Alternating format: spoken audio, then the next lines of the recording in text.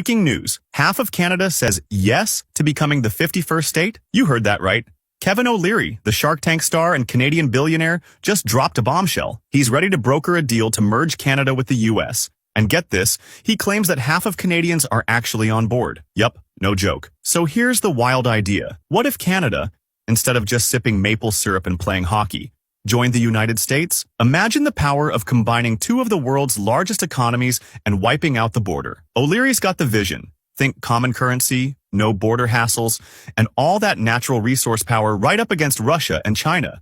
But hold on, this isn't all just about the economy. Trump's been pushing the idea for a while now, calling Canada a future state, and even teasing Justin Trudeau about becoming the governor of this new 51st state. Awkward, right? And O'Leary's ready to get to Mar-a-Lago to get things rolling. He says, trust me, 41 million Canadians want this. Now here's where it gets spicy.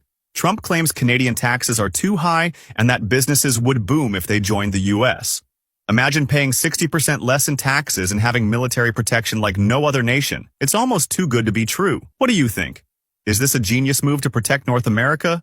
Or is it just a crazy pipe dream? Hit the comments and let's talk about whether you'd be cool with Canada becoming part of the USA. Should Trudeau pack his bags? Let me know. Donald Trump wants to acquire Canada and make it the 51st U.S. state. Here's why that's probably not possible. First off, Canada is a sovereign nation with its own government, laws, and 40 million citizens who would have to be on board. It's also legally impossible, considering Canada's constitution would require all provinces and their federal government to agree to join the U.S. But Shark Tank star Kevin O'Leary says he likes the idea and claims that half of Canadians are interested too. Kevin, who was born in Montreal, said Trump's interest in the matter could be the beginning of an economic union. Trump has even referred to Canadian Prime Minister Justin Trudeau as the governor of the great state of Canada, and it's safe to say he was not amused. Donald Trump wants to acquire Russia and make it the 51st state in the US. First of all, this is probably impossible because Canada is a sovereign nation where they have a government, taxes, and all kinds of things like that. But let's say Trump beats the odds and somehow acquires Canada. This is how it would happen. All provinces in Canada would basically have to agree that they would want this to happen. And if you don't know what provinces are, they're basically just states. And on top of that, 2/3 of the over 40 million citizens in Canada would have to vote in favor of this actually happening. Let's be real, do you guys want Canada to become the 51st state in the US? Or no? And as always, I'll keep you guys updated because there's still so much to come out about this.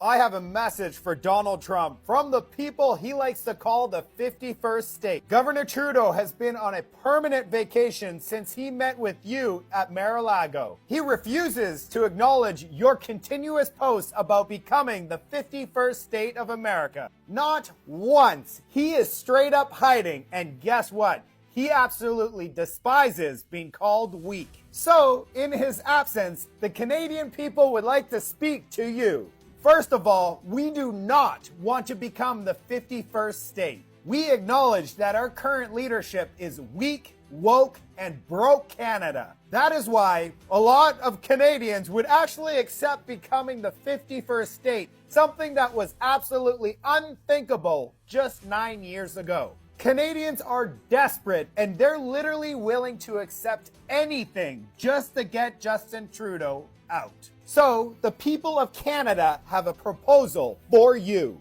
We 100% do not want Justin Trudeau to resign. No. And guess what? It doesn't benefit you and it doesn't benefit the people of Canada. And I'll tell you why. It's because if he resigns, we have to wait 3 months for a leadership race. And then once that occurs, we have to wait another 37 days for the election to occur. That means if he steps down, we need to wait till July to have an election in Canada. So what I'm proposing to you is you tell Justin Trudeau that he needs to have a snap election immediately, or you will impose a 1,000% tariff on Canadian imports on day one. And the tariffs will stay until that snap election is announced and a date is set. With a 1,000% tariff, we will have an election in Canada by February, latest in March. We understand that the Liberals have bashed you 197 times in the House of Commons, calling you right-wing and MAGA, and called Pierre Poilievre the Maple Leaf MAGA of Canada. We also know you absolutely despise talking to Chrystia Freeland let alone negotiate with her. And we know you don't want to negotiate with Trudeau either. Why would you strike a deal with someone that's going to be out automatically in 10 months or less? Having a February or March election would benefit the U.S. tremendously. That way, you can start negotiating a tremendous deal right away. It's easy making great deals with common sense people making common sense deals. It's a two-way win. Together with Canada and the US, we would create the fastest growing economies ever recorded in history. Together, we are stronger. On day one, we will remove the cap on oil and gas and unwind all of the radical environmental policies. We will provide you with the resources that you need. It's a no-brainer. And hey, if you still want to call us the 51st state, go ahead. But we will be our own nation. You don't want the 20% of liberal voters that we have left to become American, do you? A message from the 51st state of Canada. All in favor of Canada becoming part of America, say, mm-hmm. People are like, oh, don't be a traitor, Nicole. But it's like a traitor to what? A traitor to what? Being a Canadian has always meant that we're chill and we're cool with everybody and we'll vibe with everybody. We have a great sense of humor. But it turns out us vibing with everybody is in fact a bad idea. And you shouldn't allow hundreds of thousands of people who do not share your core values into your country on account of they believe in honor killings. And gang rape is not such a big deal for them. And yeah, our sense of humor is gone because you get arrested for it now. Think of it, Canadians. We're gonna get Target. We're gonna get Trader Joe's. We're gonna get a military. Imagine that. We get a military. We need an adult in the room. And we all know it's not Trudeau. His own party told him to step down and he's like, nah. Nah. And let's be honest, the Canadian national anthem is kind of like, who approved that? Oh, say, can you see? And then like that ending, and the rock, that is a crescendo. Canada, our home's on native land. Like, it's depressing. It's a depressing anthem. We don't have to carry loonies and toonies anymore. We could get in the NFL. And adults in charge. Canada used to mean something. Now it just means we're poor. All in favor for a little less communism and a little more America?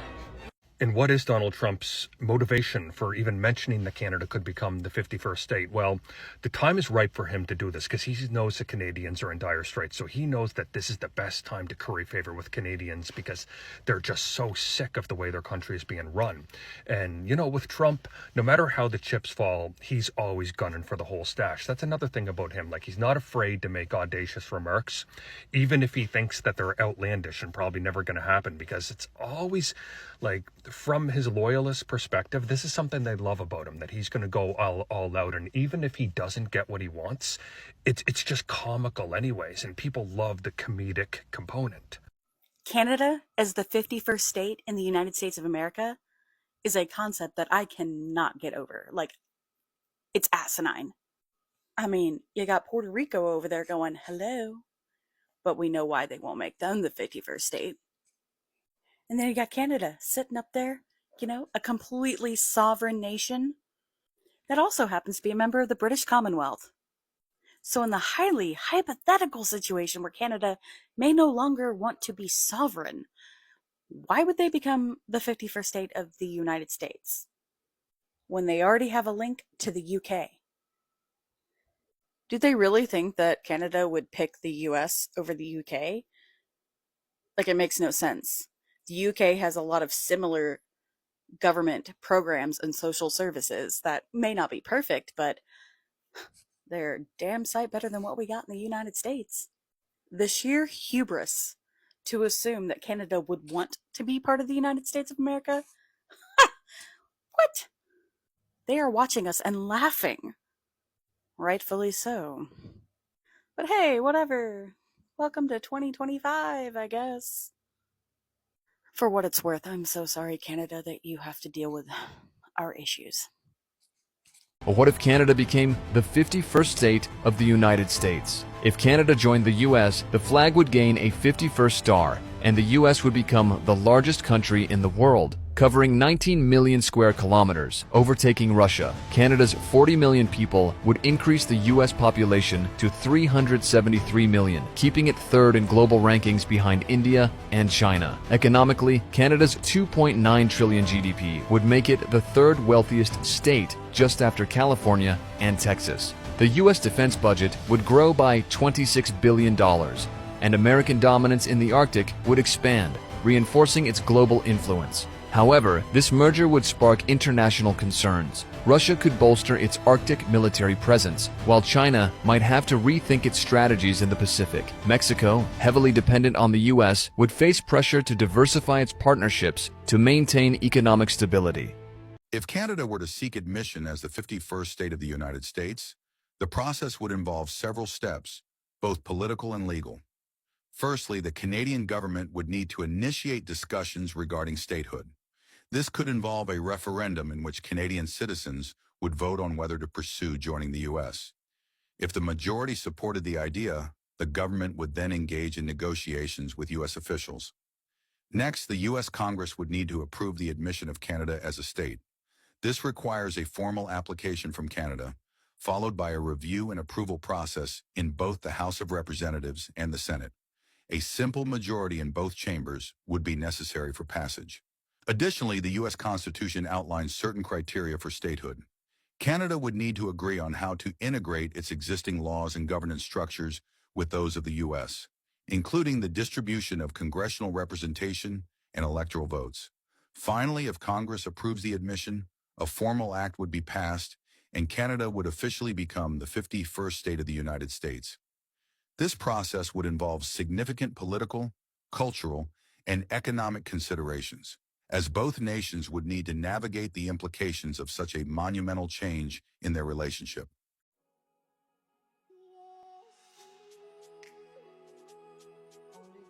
I'm Taylor Simone from Vancouver, BC. With Trump's 51st state remarks, we all know that this is a joke to some extent and that it's meant to be divisive, but I think Canadians should acknowledge that we are all aware of how unaffordable housing has become. We are aware of how young Canadians are struggling in this job market, and we're also aware of our healthcare system.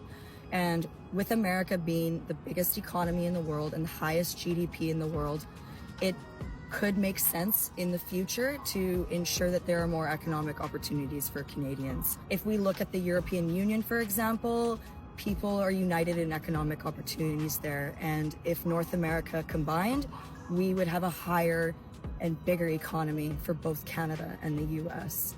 And patriotism for being Canadian, that doesn't have to change. So while Trump's comments are meant to be a joke, I think we should think more about the future and hope that Canada gets better. You know, Canadians take care of Canadians. We don't need to be anybody's 51st state. Why are you fighting for this province the way in which you are fighting for this province? Well, you know, Mike said it perfectly, and thank you, Mike, for that. We'll never be the 51st state. We're Canada. We're proud to be Canadians. We'll always fight for that, and I'm just so proud of all the premiers and my team, our caucus.